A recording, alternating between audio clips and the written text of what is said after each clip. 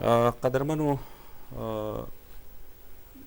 اوریدونکو او لیدونکو یو ځل بیا ښې چارې. وړاندې مو هم په څو لیکنښو باندې بحث وکړ چې وروستی هغه یې د سوالیې یا د پوښتنې نښه وه. هغه موارد چې موږ دلته ذکر کړل بېلابېل وو.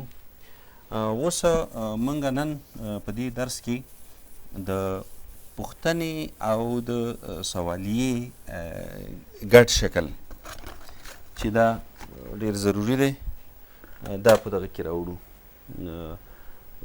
په ځینو مثالونو کې راوړو. مثلا د ندایي او پوښتنې ګډلې بڼه چې اول پکې ندایه او بیا سوالیه راځي. دا په کوم وختونو کې راځي؟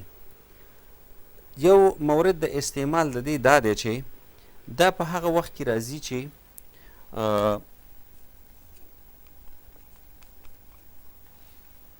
کله چې د یوې خوا نه موږ یوې پیښې ته، یوې تاریخي پیښې ته څوک متوجه کوو او بل طرف نه ترې پوښتنه کوو چې مثلا هغه واقعه ور یادو او بیا ترې پوښتنه کوو. یو ډول هغه متوجه کوو چې دغسې یوه پیښه، مثلا دغه یو مثال نه دی یاد چې د افغان انګلیس، دغه د افغان انګلیس جنگ چې موږ وایو، یعنې مخکې موږ د هایپن ذکر وکړ، افغان انګلیس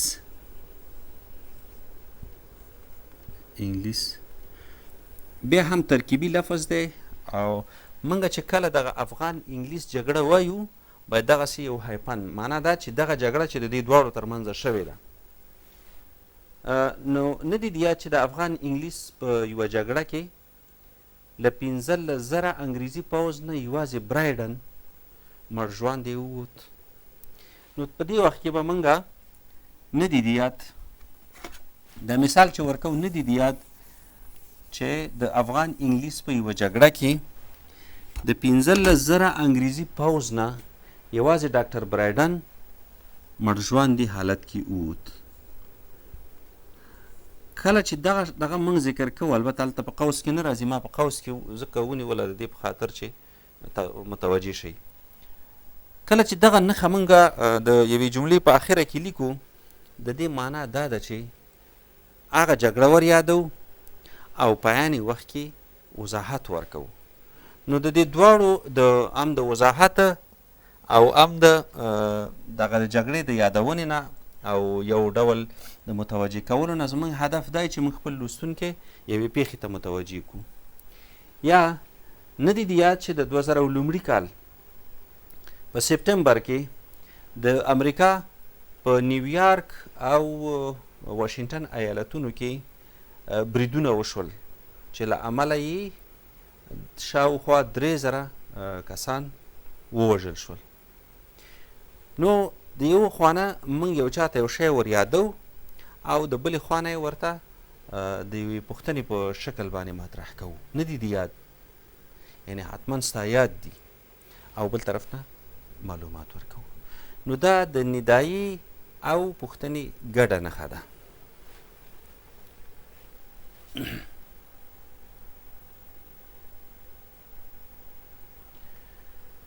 ښه، اوس راځو یوې بلې لیکنښې ته چې هغه سمال بریکټ یا وړې لیندۍ دي.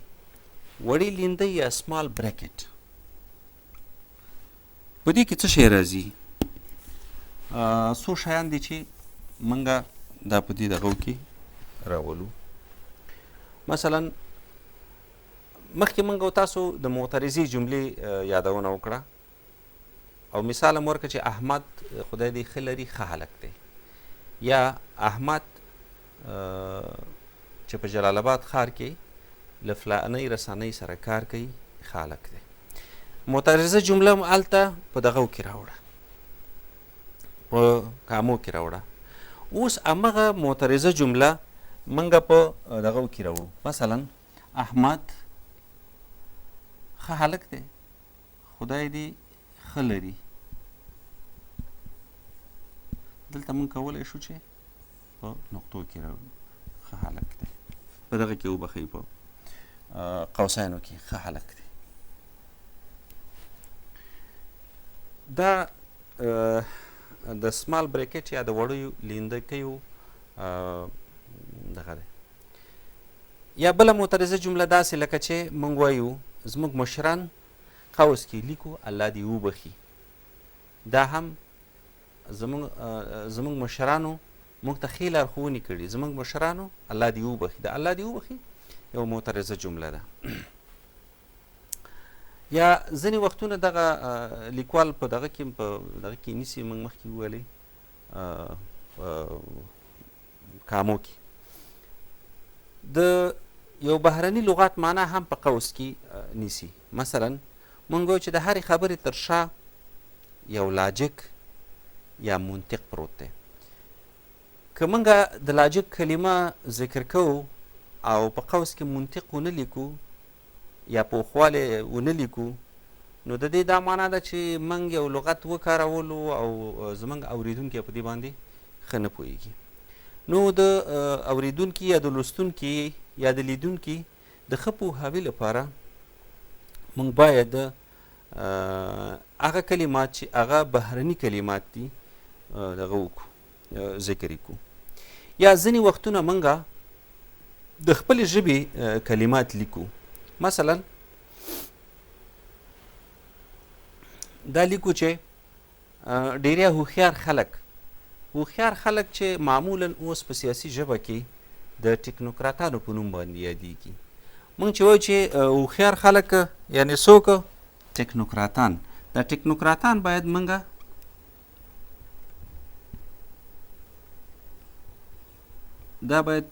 په قوس کې ولیکو. د دې په خاطر باندې چې موږ دلته وایو چې ډیری هوښیار خلک، کله چې موږ په قوس کې ولیکو ټکنوکرات خلک په دې پوهېږي چې ټکنوکرات هغه مسلکي خلکو ته وایي. یا برعکس موږ همدا ډیری ټکنوکراتان یا هوښیار یا مسلکي خلک، دا باید بیا په قوس کې ولیکو. همدارنګه موږ ماخذونه هم په قوس کې لیکو.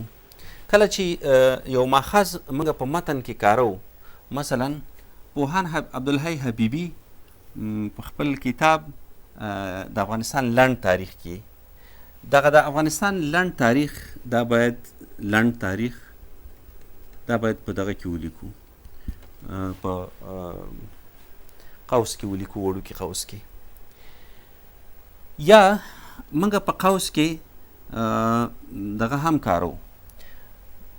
اوس یو نوی دود دی، 2 رقمه موږ ماخذونه کارو په دغه کې په متن کې، چې یو کله چې وروستي ماخذونه موږ کارو په اخره کې چې موږ کوم ماخذ کارولی دی، مثلا 14 ماخذ 14 کتاب زموږ چې هلته په ماخذونو کې دی، د 14 کتاب ټکی داسې ورکوو، د 15 مخ نه موږ استفاده کړې ده. دا دغسې اوس موږ لیکو. دا یوه طریقه د ماخذونو د استعمال ده. اوس یوه بله دغه نوی سیستم چې دی د APA سیستم ورته وایي. دا APA سیستم چې اوس په ټوله نړۍ کې رواج دی، اوس موږ په لوړو زده کړو وزارت کې هم په همدغه طریقه باندې خپلې مقالې لیکو. نو د هغې طریقه داسې ده چې مثلا موږ وایو چې یو لیکوال دی عبدالحی حبیبي، مثلا همدغه لنډ تاریخ دی عبدالحی حبیبي. دغه لنډ تاریخ په 1480 کې 2م ځل دپاره چاپ شوی دی. موږ د دې چاپ نه استفاده کړې ده. دا د کتاب په متن کې ذکر کوو. موږ لیکو چې حبیبي ټکی ورکوو یا کامه، دواړه دلته دغه شته دی، موږ داسې دا دواړه کارو. حبیبي 1440. په ځینو کتابونو کې چې تاسو دا ماخذ داسې ګورئ یا داسې ګورئ، دا دواړه په قوسینو کې ذکر دی، او دا دواړه اوسه پورې مروجې طریقې دي زموږ په مجلو کې چې د لوړو زده کړو په چوکاټ کې چاپیږي تر ډیره پورې د څو کلونو نه را په دې خوا د ماخذ دا ډول لغه و لکه کتاب شمیره د ماخذ او د کتاب هغه د نوم او بخی د صفحه. دلته چې اوس مثلا په دې شکل ذکر کوو عبدالحی حبیبي 104 بیا څه کوو دلته بیا د کتاب د ماخذ په اخره کې چې هلته د صفحې په شا کې دی دلته صفحه یا پاڼه نه ذکر کیږي مګر دلته ذکر کیږي.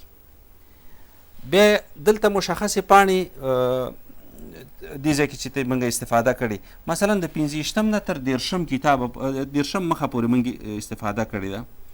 بیا ته داسې لیکي چې 15 کامه 13 دا مخونه دي. مخکې ورسره موږ مخ لیکلو بیا وروسته دا شو چې میم هم ورسره لیکلو. اوس که هم نه لیکو موږ په دې پوهېږو چې د 15 او 13 مخ نه استفاده شوې ده مګر په دغه طریقه کې بیا په بل شکل باندې ده. مثلا د 15 نه تر 13 پورې د استفاده کړې ده. دلته به داسې لیکي د کتاب په اخره کې د ماخذ په اخره کې چې د 15 نه تر 13 پورې یعنی کېدای شي چې د 26مې صفحې نه د استفاده کړي د 28مې نه دي کړي د 28مې نه دي کړي 29مې نه دي کړي او د 13مې نه دي کړي. په دې شکل باندې د ماخذ ذکر کېږي.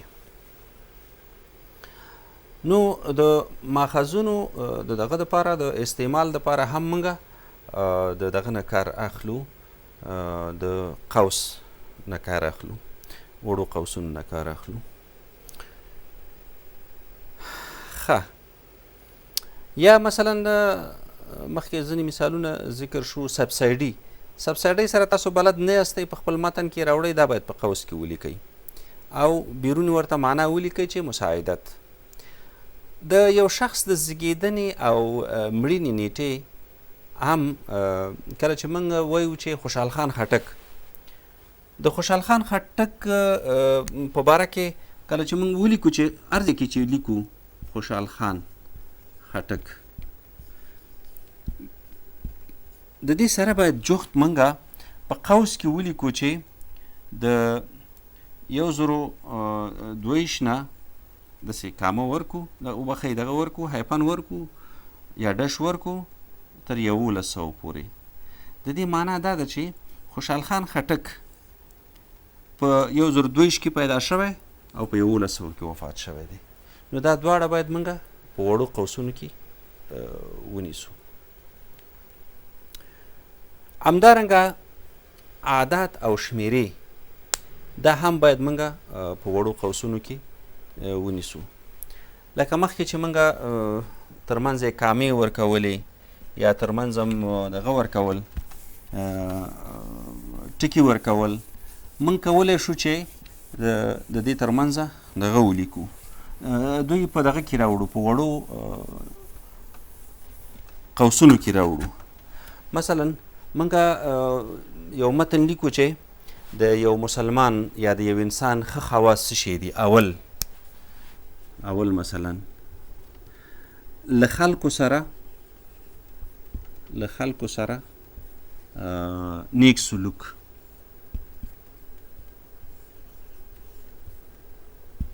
دوم دا شی. دریم دا شی. څلورم دا شی او ټولې دغه چې دي په دې شکل باندې ولیکو. نو د قوسونو د استعمال موارد نور به هم ډیر زیات وي خو موږ د څو موردو ته یا څو برخو ته اشاره وکړه البته د وړو قوسونو. ښه اوس راځو غبرګ قوسونه. غبرګ قوسونه کوم قوسونه دي یا غبرګې لیندکۍ؟ دا په غبرګه بڼه راوړل کیږي چې په دغو ځمکو کې کاریږي. مثلا مستقیم یا مخامخ نقل قول نه مخامخ نقل قولونه دا په غبرګو لیندکیو کې نیول کیږي. مثلا موږ د یو چا نه یو نقل قول را اخلو. موږ وایو چې مثلا د حدیث مفهوم دی. موږ وایو چې حضرت پیغمبر صلی الله علیه وسلم فرمایي، حضرت پیغمبر صلی الله علیه وسلم فرمایي. کله چې موږ وایو چې فرمایي د دې ځای کې یوه شارحه، اوس غبرګ قوسونه شروع کیږي. کامل مسلمان هغه څوک دی چې بل مسلمان د ژبې او لاس د ضرر نه په امن کي. کامل مسلمان هغه دی چې بل مسلمانی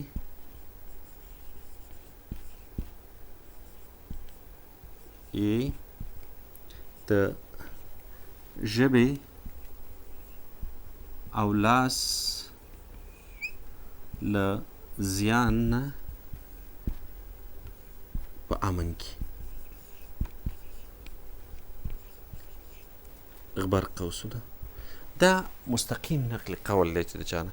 موږ نقل قولونه دوه ډوله لرو، یو مستقیم نقل قول دی او یو غیر مستقیم نقل قول دی. په انګریزي کې ورته کوټیشن او ډایرکټ کوټیشن او انډایرکټ کوټیشن وایي.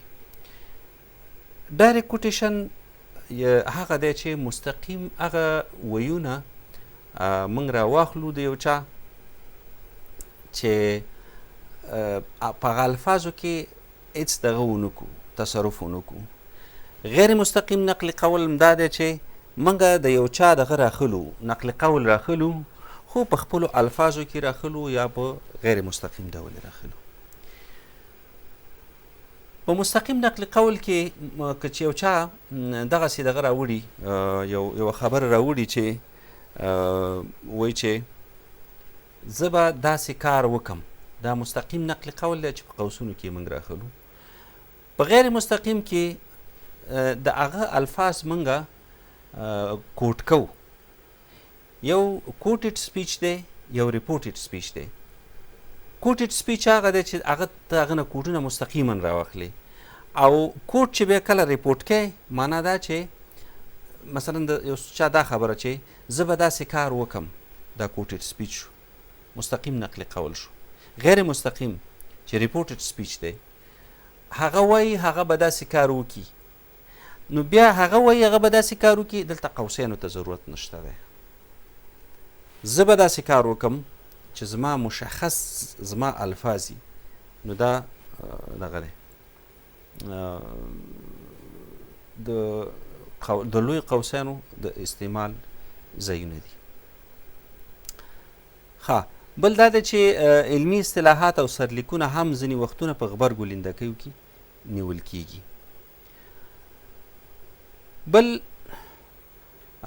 ستوری یا سټار دی چې دا هم د خپل استعمال موارد لري. سټار یا ستوری، یو ستوری البته، ون سټار. ښه، یو ستوری په کومو ځمکو کې کاریږي یا په کومو ځایونو کې کاریږي؟ په متن کې د هغو کلمو ترڅنګ راوړل کیږي چې یا کاریږي چې په لمنلیک کې شرحه راوړل شوي، یا په بله وینا که چیرې عددونه په متن کې د بلې کومې موخې لپاره کارول شوي وي، په هغه صورت کې بیا ستوری د هغې کلمې په څنګ کې راوړل کیږي چې په لمنلیک کې شرحه او سپړنه اړینه وي. مثلا موږ په یو اسم دلته موږ په متن کې کارولی دی، یو نوم هم کارولی دی چې هغه هر شی دی. مثلا پامیر موږ کارولی، دلته په متن کې کارېدلی دی، په شرحه کې د دې ستوری دلته موږ ستوری ورکړی دی، بیا په دې دغه کې په شرحه کې دلته موږ وایو چې که هدف زموږ د پامیر نه غري، نو هم موږ د پامیر ذکر کوو، که د دې نه کم نومي هر شی چې د دې ذکر موږ کوو. بل د دوو مصرو ترمنځ د فاصلې ټاکلو لپاره هم راوړل کیږي، یا د دغه ترمنځه په شعر کې لکه یو نیمبیتی ذکر شو، بیا منځ کې دا کاریږي دا ستوری. مثلا دلته یو بیت دی چې د حورو په مسکای التفات نه ورکوم، التفات نه ورکوم، دلته ستوری، بیا ورپسې بل نیمبیت دی. معمولا تاسو چې په شعري کتابونو کې ګورئ د دغسې دغه سره مخامخ کیږئ، حالت سره مخامخ کیږئ.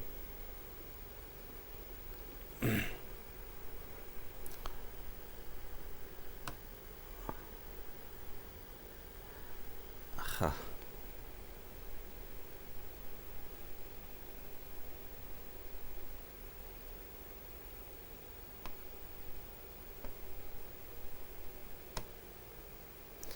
اوس راځو درې ستورو ته یا 3 سټار.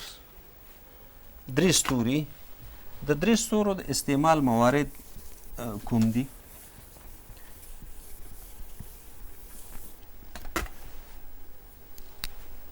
درې ستوري چې تاسو کله په یو دغه کې ګورئ،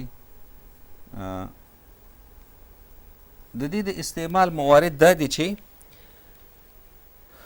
د یو متن یا د یو نظم یوه برخه له بلې برخې نه پکې بیلیږي. مثلا په ناول یا ډراما یا رومان یا لنډو کیسو کې په دغه ژانرونو کې د دوو برخو د بیلتون لپاره کارول کیږي، یا په هغو شعرونو کې چې د څلوریزو په شکل باندې راوړل شوي وي هم د کارونې وړ دی.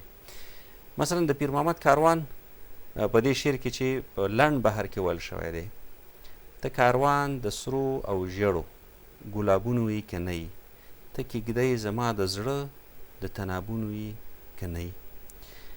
دغه اوله برخه چې ده دا د دویمې برخې سره معمولا تاسو په شعري ټولګو کې وګورئ د دې دغه په دغه باندې د دې درې ستورو په ذریعه باندې سره بیلیږي.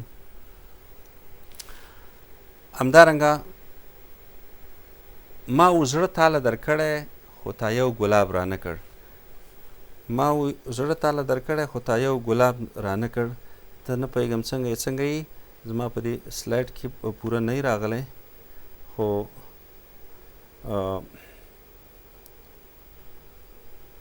دغه نیمګړی شوی دی. نو درې ستوري معمولا د لنډې کیسې د یوې برخې، همدارنګه د شعر د یوې برخې چې د څلوریزو په بڼه باندې راغلی وي دا کاریږي. ښه، بل وریځو ته ورته نښې، دا که په لیکنه کې موږ او تاسو کاروو وریځو ته ورته نښې، د دې معنا څه ده؟ کله چې یوه کلمه یا یو معنادار لفظ د څو نورو الفاظو په مقابل کې واقع شو، نو هغه بیا موږ وایو چې دغه لفظ چې دی مشتق دی یا راڅرخي پر دغه باندې په دغه اسمونو باندې. مثلا انسان په انسان کې مثلا مسلمان هم راځي، کافر هم راځي، د نورو مختلفو ادیانو دغه هم پکې راځي.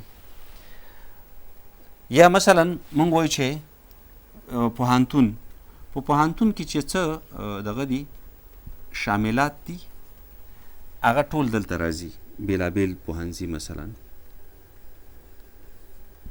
یعنی چې یو اسم د څو نورو اسمونو په مقابل کې واقعي او داسې واقعي چې هغه په همغې باندې راڅرخي. نو د انسان کلمه چې ده هم په مسلمان باندې، په کافر باندې او د نورو ادیانو په لرونکو باندې راڅرخي. نو دا وریځو ته ورته نښې دي. همدارنګه دغه نښې چې دي په ریاضي کې، د ریاضي کې 3 رقمه قوسونه دي چې یو واړه قوسونه دي، یو لوی قوسونه دي، یو منځني قوسونه دي. معمولا دغسې قوسونه چې د ریاضي استادان کیدای شي زما نه ورباندې ښه پوه شي دا قوسونو لپاره کاروي، خو موږ یې وروځو ته ورته نښې بولو چې یو معنادار لفظ یا یوه کلمه د نورو په مقابل کې واقع کوي. ښه، بله د ټینګار نښه ده. د ټینګار نښه یا اوږد خطکش، مخکې موږ هایپن ویلی و، په کمپیوټر کې هم د دې دغه شته دی، هغه اشکال شته دی. دا په کومو ځایونو کې کاریږي؟ دغه نښه چې کاریږي معمولا په هغو ځایونو کې کاریږي چې یو متن په یو متن کې یوه برخه برجسته وښیي. نو مثلا زموږ هدف څه شی دی؟ یو لوی متن دی خو په دې کې زموږ یو عبارت هدف دی. نو موږ دغه لنډ خطکش چې دی د هغه دغه لاندې نوم لاندې راکاږو چې د دې په خاطر چې موږ پوه شو چې دلته هدف دغه شی دی. کیدای شي چې د دغه متن په دغه کې په فنډ کې تغییر راشي، یعنی فنډ یې لوی شي، دا یې هم یوه لاره ده. یا مثلا خط چې کوم دی هغه ټول لیک په دغه لیکل شوی دی، په نسخ لیکل شوی دی، موږ دغه برخه په نستعلیق خط باندې لیکو چې د نور خط سره هغه مطلوبې برخې توپیر شي. معمولا لیکوال تر مطلوبې برخې لاندې دغه کرښه راکاږي. نو دا زموږ لنډ خطکش دی. کیدای شي چې نور ډیر موارد هم ولري، خو موږ دغه موارد په ګوته کړل. ښه، زه فکر کوم چې دا به زموږ وروستی سلایډ د لیکنښو او هغه غشی دی.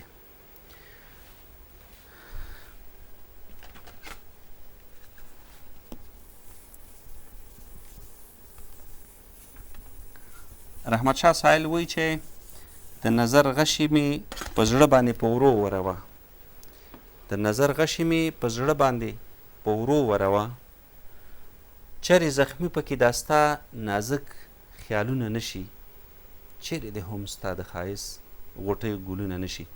غشی د غشي دغه څه شی دی؟ شکل یې دغسې دی. مونږ چې دا معمولا په لیکوالۍ کې په خطاطۍ کې دا ډېر کاریږي.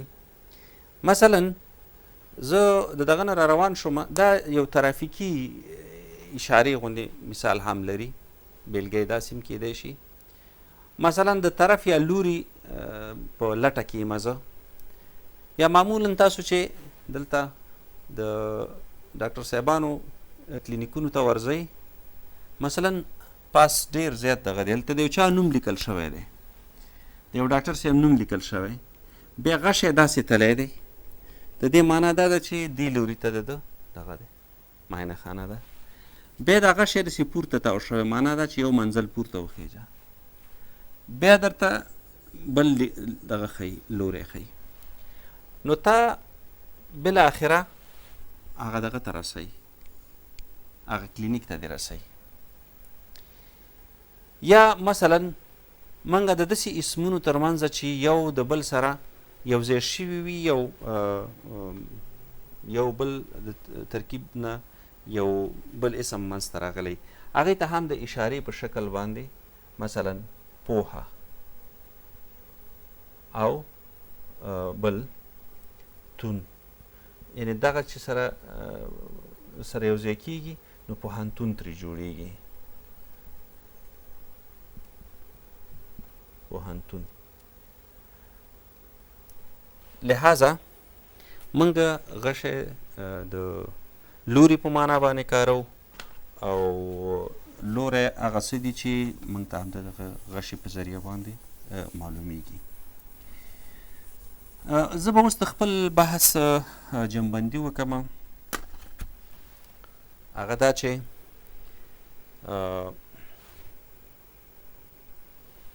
موږ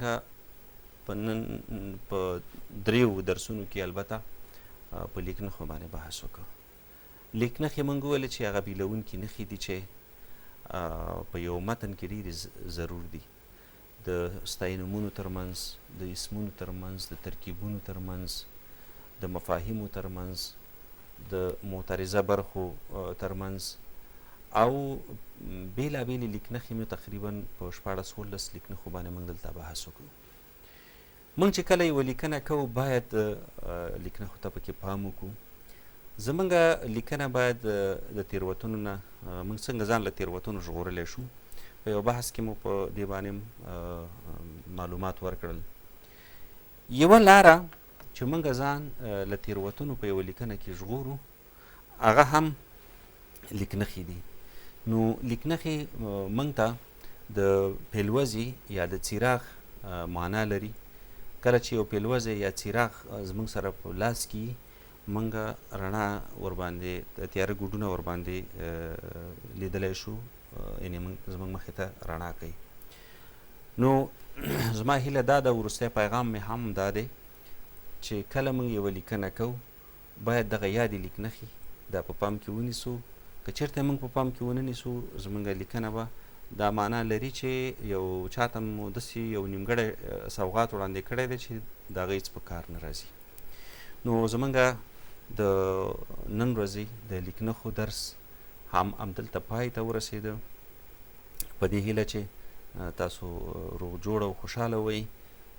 دا لړۍ به دوامداره وي او هیله ده چې په نورو درسونو کې را سره پاتې شئ. ډېره مننه، خوشحاله اوسئ.